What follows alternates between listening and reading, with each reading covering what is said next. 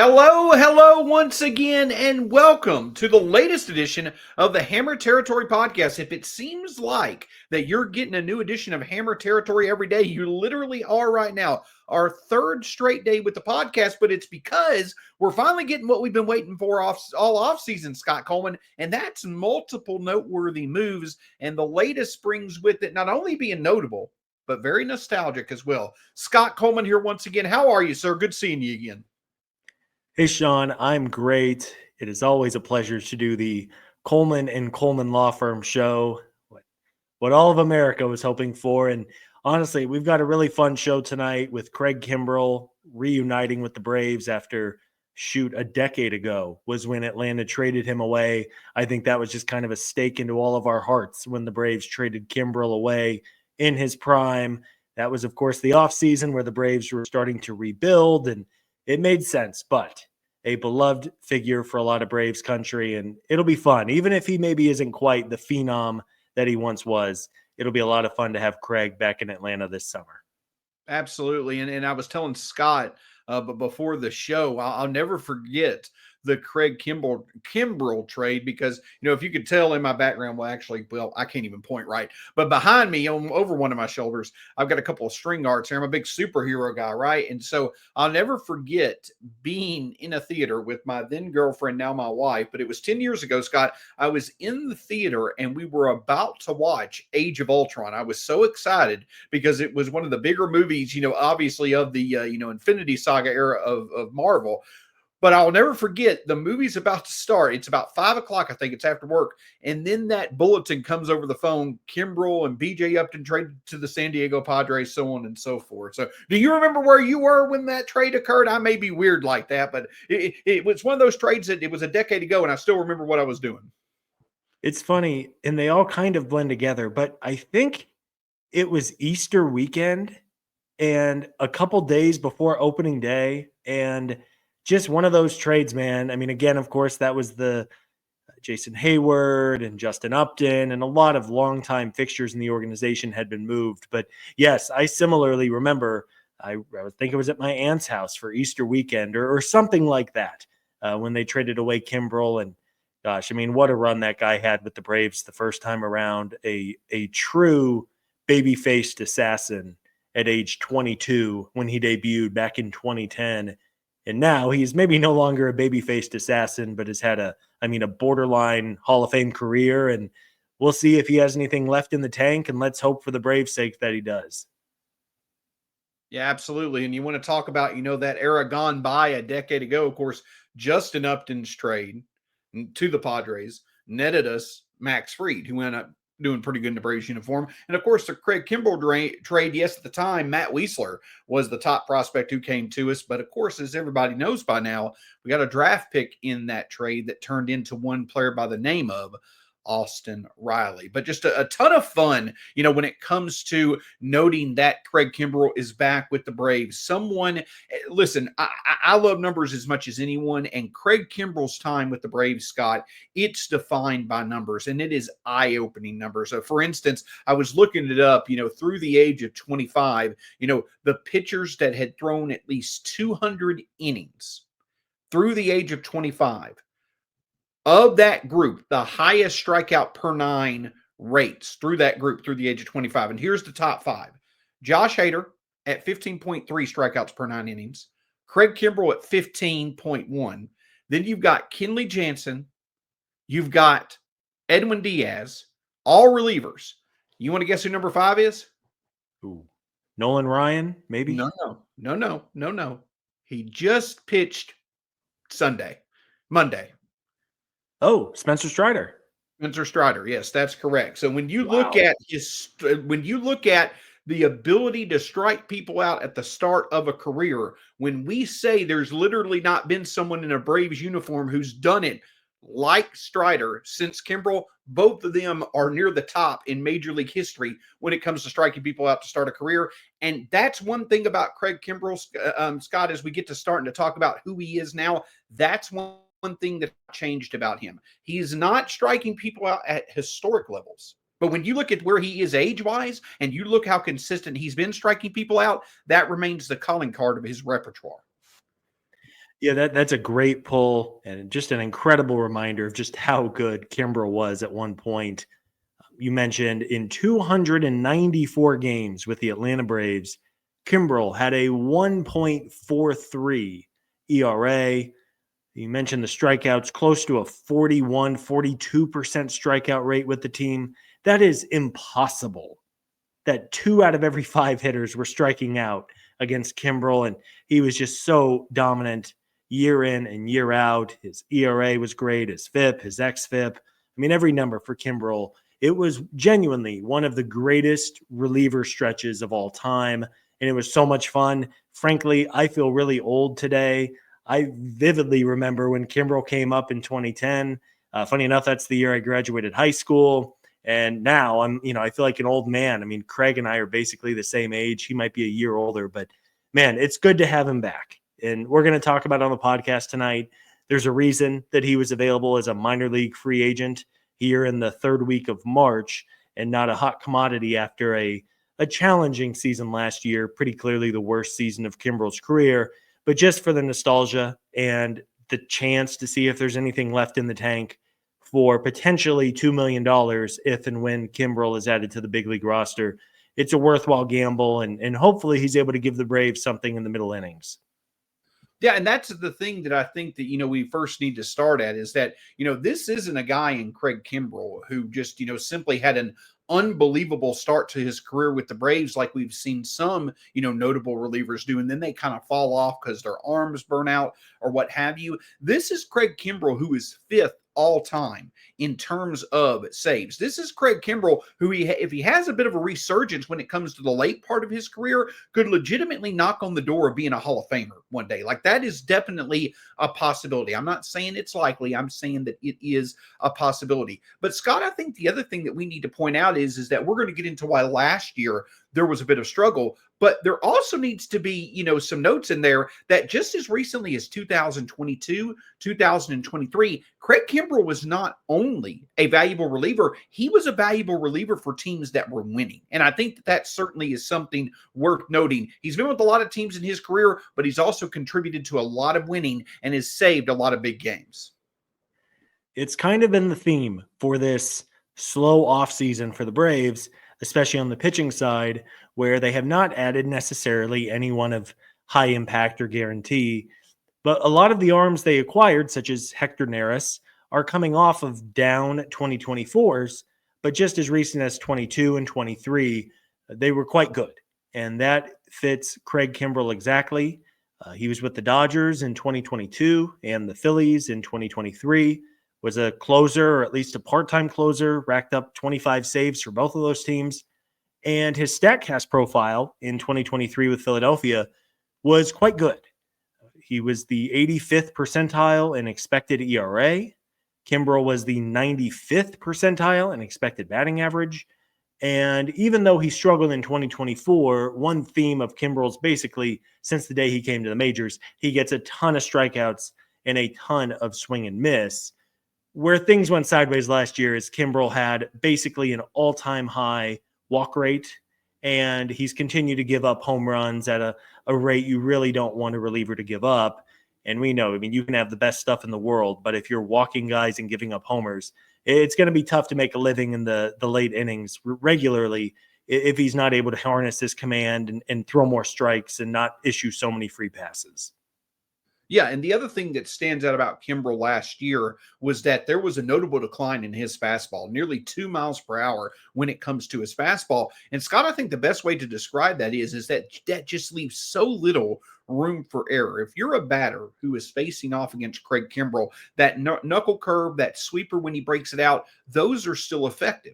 But if you just wait those out, you're either going to likely be in a position to where you're in a favorable count and he's either likely going to walk you, or then you're going to get a pretty hittable fastball that you're going to be able to put good contact on. And that's where I'm coming from with Craig Kimbrel, is that it's just so fine of a he has just such a tight line to walk, such little room for error. You love the fact that he still has so much swing and miss to his overall approach when he's pitching, but again, there's so much downside. If he's not throwing strikes or locating his pitches, it can get ugly quickly, like we saw towards the end of last year. And in some ways, it was a tale of two seasons for Kimbrel last season with the Baltimore Orioles. So on the whole, Kimbrel had a 5.33 ERA over 57 appearances with Baltimore. And Kimbrel was so bad in the second half that he was actually designated for assignment during the final month of the season. I will say, on the whole, Kimbrel had better advanced numbers. His FIP and XFIP were in the low fours, which is interesting, probably because he continues to get a ton of strikeouts. But in the second half, it was horrible. I mean, unpitchable bad for Kimbrel. He had a 10.59 ERA in 17 innings after the All-Star break, and opponents against Kimbrel had a 978 OPS. You don't have to be a big baseball fan to know those are very bad numbers. There's probably some reasons why. We'll talk about that here in a minute as to why Kimbrel really started to get hit hard. But at least at the beginning of the year, Kimbrel was totally fine. He was the primary ninth inning option for Baltimore. But then as those numbers show after the All-Star break, I mean, he was just so bad. And again, it's probably the reason why that Kimbrel's available here in March. The Braves are taking a little bit of a gamble that he is going to be able to find himself again. FT fam, I hope you have as much confidence as Penelope right now, who is an avid Spot and Tango fan, okay? And she uses the code FOUL, Kratz, because this is a personalized dog food subscription service that prevents you, of course, from going to the store to pick up the food, and she just gets the highest quality unkibble. That is what they're known for. And I know you love the quiz part of it too. It's a super quick quiz, but it lets you give them the information and they tailor it to what is needed based on their age, size, activity level, all things that are custom for each and every one of your dogs. Yeah, human grade ingredients in that unkibble. USDA meat, fruits, and veggies that are approved there. No artificial stuff, no preservatives. They've got the exclusive deal for the FT fam for a limited time. Go to spotandtango.com/foul. Use code FOUL to get 50% off your first order. That's spotandtango.com/foul. It's spotandtango.com/foul, code FOUL. Absolutely. And so when we talk about finding himself again, you have to wonder, with that notable decline, with that, clear decline in his fastball velocity, is it time for a bit of a redefinition when it comes to Kimbrel? And that's something that becomes intriguing, especially with the Braves organization. We know that the Braves have had some success taking on older pitchers, Charlie Morton, for instance, Pierce Johnson recently, some of these older pitchers who have intriguing overall metrics when it comes to their spin rate on their curveballs or their breaking pitches. Craig Kimbrel still has a highly effective knuckle curve. His sweeper is something that's effective. He rarely uses it, but it's effective. That, to me, is something that we may see a higher usage of. I think that could make some sense. Now, him throwing, basically Frisbee-type balls up there 80% of the time, it's probably not going to end well. But at the very least, if that still is an effective part of his overall arsenal, we could see the Braves emphasize him using that a bit more to find success. And I was looking at Kimbrel's pitches from last season, and his velocity was down about 2 miles an hour across the board. His fastball sat around 94, which you can certainly get away with, but you're going to have off-speed offerings that can get big leaguers out, or else they're just going to sit on that 94 fastball and drive it. One interesting note here, and I want to give a shout out to Austin Kane Reach on Twitter, who's also a writer over for batterypower.com. But Austin wondered aloud if the Braves might kind of turn Kimbrel into what Pierce Johnson is. I know you just mentioned Pierce and Charlie, who was armed with that big curveball, but it makes sense. At this point in his career, I think it's probably fair to say that Kimbrel's knuckle curve is arguably the most effective pitch that he has at getting big leaguers out. And the Braves are very much an organization that likes you to focus on your very best pitch and work off of it. And sure, maybe a decade ago, Kimbrel was just lighting up radar guns with his 99 fastball, but that's not really who he is now in the back nine of his career. So I am curious if the Braves, who might make an adjustment, because last year Kimbrel had the decreased velocity and he threw his fastball about 67, 68% of the time, and then the curveball most of the time besides that. I do wonder if they're going to make a change and maybe try to get him more 50-50 and really try to harness that knuckle curve, which still gets a lot of swing and miss, still has a lot of movement, as a way to kind of have him rebound, because clearly hitters figured out something in the second half of last year based on those numbers. And then also let's talk about, potentially what to expect from Kimbrel, in his role. The overall storyline, from this is that Craig Kimbrel is going to start off this season in Gwinnett, probably go through middle to late April in Gwinnett, kind of ramp up to where he knows that he can handle a regular workload that we all know he's used to, and then he'll become a part of the Braves bullpen. But Scott, when it comes to that, it's going to be a bit of a change for Kimbrel. It's obvious it's no longer going to be a back end of the option, guy. You love that experience. Perhaps if you've used Raisel Iglesias a few days in a row, Kimbrel's doing all right. Maybe you use him in a save opportunity every blue moon. But he's going to be a middle relief option now. And I know that he's kind of transitioned to that over the past few years, but that's something that really could help the Braves out. We know that Johnson, we know that Iglesias, you hope Dylan Lee, Aaron Bummer, that's basically the back end of your rotation right now. But if Kimbrel can become a reliable 6th to 7th inning guy, that's where a lot of uncertainty in the Braves bullpen currently is. That's not asking too much from Craig Kimbrel. If he can become that, it's a bargain opportunity for what we have, but that's really what you're hoping for. If there is a golden outcome from this signing for the Braves, it's Craig Kimbrel becoming a reliable 6th or 7th inning guy that can give you 50 or so innings this year of productive pitching.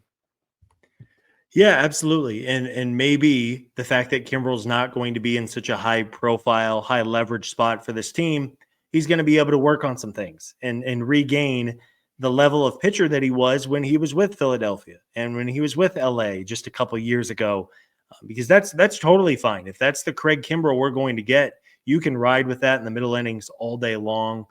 So I'm curious to see what Craig's role is eventually. I mean, you said it perfect, short of injury. Raisel Iglesias is not leaving the 9th inning.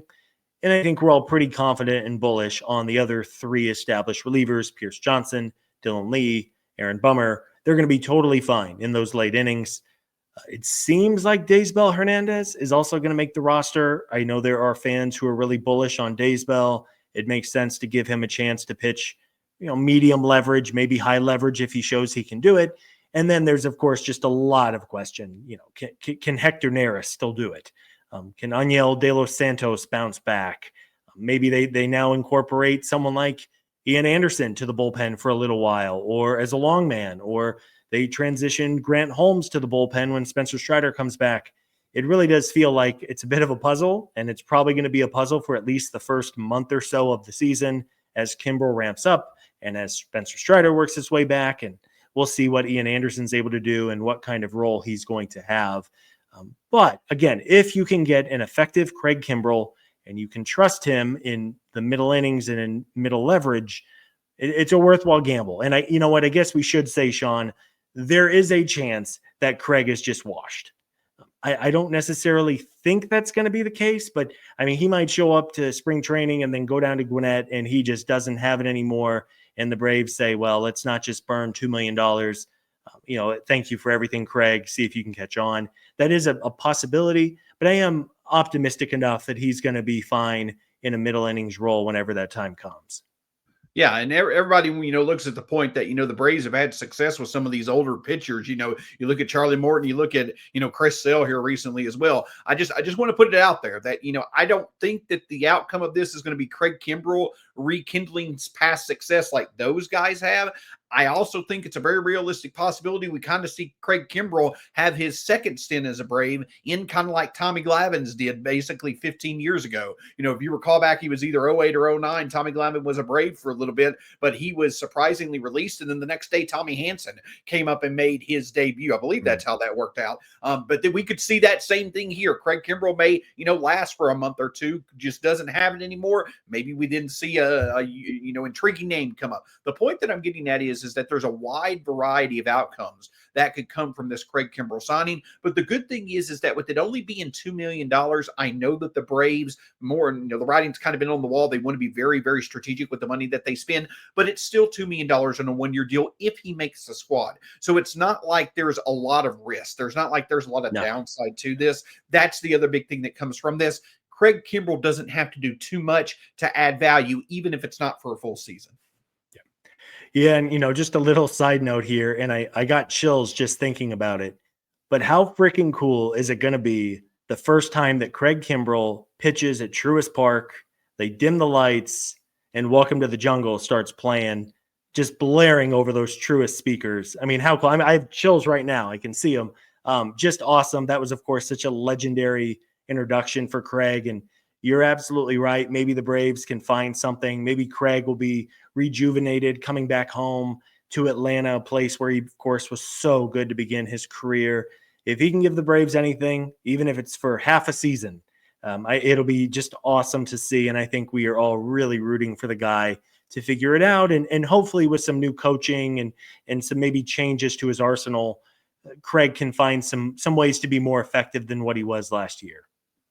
Well, and the other thing is, as we wrap up this edition of the Hammer Territory podcast, Scott, that I want to get your thoughts on is a couple of quick fire questions here. Number one is that, we saw yesterday, obviously, the signing of James McCann, but the surprising move to trade Angel Perdomo to the Angels, someone that many had thought was, kind of a clear, lock to be on the Braves roster when it came to their bullpen. We were waiting for the other shoe to drop. That other shoe was this Craig Kimbrel signing. But now we go into the season. You talk about what role will Ian Anderson have? You talk about will AJ Smith-Shawver be in that starting rotation? The thing about it is that, yeah, I could see both of them making the squad to start, the season. But then you've got Spencer Strider, then you've got Craig Kimbrel, who are coming down the pipe probably in mid to late April. The point that I'm getting at is that some of these pitchers that are going to make the opening day roster, they clearly are going to have a very short leash when it comes to making the most of their opportunity. If they struggle, there are multiple arms that are going to be coming back that are going to be a preference to make the squad. So I think this adds a bit more to the dynamic of, yes, certain pitchers may make the opening day roster,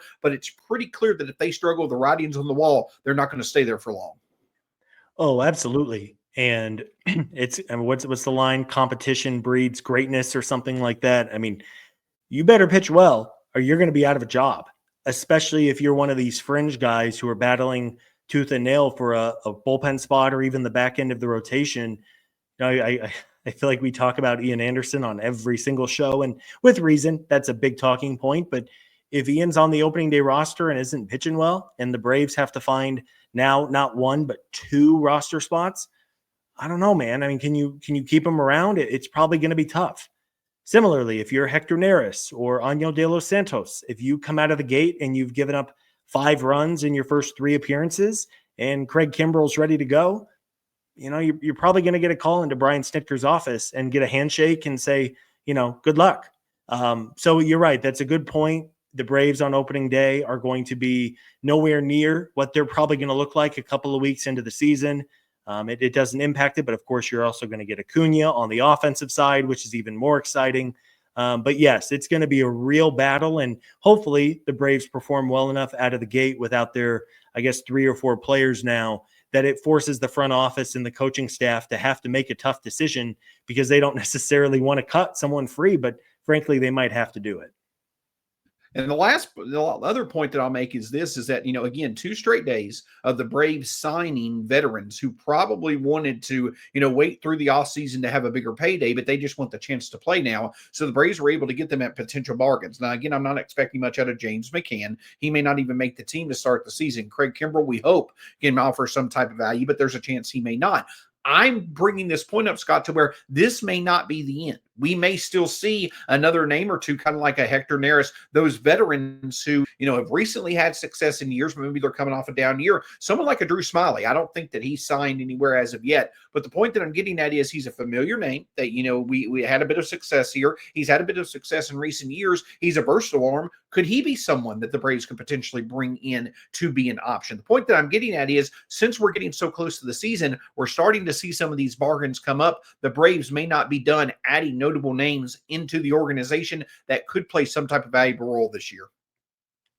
Yeah, they certainly could. And we're kind of now in the desperation zone for pitchers and players in general, where I'm sure that a month and a half ago, Craig Kimbrel and his agent were looking for more than a $2 million non-guaranteed minor league deal. And he frankly didn't get it. And maybe at this point, Craig, he's financially set for life. He doesn't have to just take any job anytime the phone rings. But there's still a lot of free agents, maybe not a ton of needle movers. I don't know what's going on with David Robertson. That's a weird situation, but you know what? Maybe Robertson says, all right, I want to pitch one more year and I'll do it for $5 million. And they take him. Or I can hear Brad Rowland cheering in the background, but maybe it is Drew Smiley. Maybe they go add Smiley as kind of that Josh Tomlin type of guy if they don't have a lot of confidence in some of their other long man for the bullpen options. We'll see. But it's interesting that as we are now 8 or 9 days away from opening day, the Braves continue to refine their roster. And I'm glad you said that because, frankly, we could wake up tomorrow or in a couple days and have another transaction because clearly they are not totally in love with their 26-man roster right now. Absolutely. And of course, if it leads to other transactions, especially past Braves, we're not just here for the notable signings and the prospects and the, unexpected performances. We're here for nostalgia. Scott himself is 49 years old. He's here to reclaim the glory days when it comes to the Braves. He's not actually 49. I'm a bit older. My point is, though, so many different opportunities that we could see happen over the next 10 days or so, but we're going to have it all here for you, not only in terms of the details, but the breakdowns, as well as here's all the outcomes that could potentially happen. Here's why some outcomes may be more likely than others. Scott, anything else from you as we wrap up this Craig Kimbrel Welcome Back to Atlanta edition of the Hammer Territory podcast? Yeah, you said it all, Sean. We will be here day and night whenever the Braves make moves. Of course, this time 2 weeks from right now when folks are listening, we'll have a game to talk about, and opening day will be here before we know it. If you're a new listener, welcome. We cover the Braves. We'll have at least 3, 4, sometimes even 5 shows a week moving forward up until hopefully deep into October and early November. And if you're a longtime listener, wanted to get this show in, of course, maybe not a full-on emergency pod for Kimbrel at this point in his career, but a fun show nonetheless, a really fun reunion with a guy who was just so beloved. I mean, if you ask any Braves fan, what do you remember of Craig Kimbrel? I mean, just all good things. He was just so electric and so nasty when he was with Atlanta. And it'll be great to have him at Truist, and hopefully he'll be a nice piece and a nice addition to this bullpen, especially if he's not necessarily being counted on for the highest of leverage in 9th innings. Yeah, and I'll end on this note. I have a good buddy of mine who actually named his daughter after Craig Kimbrel, and she was born right after Kimbrel was traded, right after Kimbrel was traded to the Padres. He cannot wait to be able to take her to a game, to be able to see Kimbrel in a Braves uniform. That just shows you when you're beloved by Braves country, no matter how long it's been since you've been a Brave, once you return, you're still going to be beloved. And we're just hoping Craig Kimbrel can rekindle some of that magic that made him so dominant in the past as a Brave. For Scott Coleman, who you can find at Scott Coleman 55, one of the best when it comes to breaking down the Braves and baseball, as well as, by the way, the NCAA tournament. Do not forget, you have the chance to match your smarts when it comes to picking them in the NCAA tourney against myself, Scott Coleman, Brad Rowland, and Stephen Tolbert. If you can say you could beat Stephen Tolbert, Scott Coleman, and Brad Rowland, you don't have a chance in hell against me. I'm kidding. But my point is, if you could beat those other 3 guys, it's going to be a day worth remembering. Scott, make sure you give the details to where all people can find their ability to still enter the tourney breakdown, the tourney bracket challenge with Hammer Territory. That's right. Folks have until about noon Eastern time on Thursday before the first game of the tournament. If you want to try to beat Sean and his inevitable Tennessee Volunteers going all the way 6-0 with a 20-point spread on every single win. He's shaking his head. He knows. Yeah. You can go either on we've tweeted out the link. It's on ESPN. Hammer Territory for Braves fans. If you want to submit your bracket, please do. It'll be great for bragging rights. We're going to try to get some swag from the Foul Territory overlords to send to the winner, and should be a lot of fun. Last time I looked, there was already 225 entries or something like that as of earlier today. So again, Hammer Territory on ESPN for their March Madness Challenge. We'll put it in our show notes as well, but please do feel free to enter, and it should be a lot of fun. Absolutely. Always fun to do these with you, Scott. Pleasure talking with you. We'll stick around and talk a bunch of basketball, baseball right after the show. Hey, I'm sure a lot of our listeners do the same. That's what makes the show so awesome. For Scott Coleman at Scott Coleman 55 on X/Twitter. My name's Shawn Coleman at StatsSEC on X/Twitter. You can find Hammer Territory across all forms of social media, part of the Foul Territory family of podcasts across all forms of social media as well. Make sure you check out all the great content. Until next time, go Braves. Welcome back to Atlanta. Craig Kimbrel. We'll talk to you again soon here on the Hammer Territory Podcast.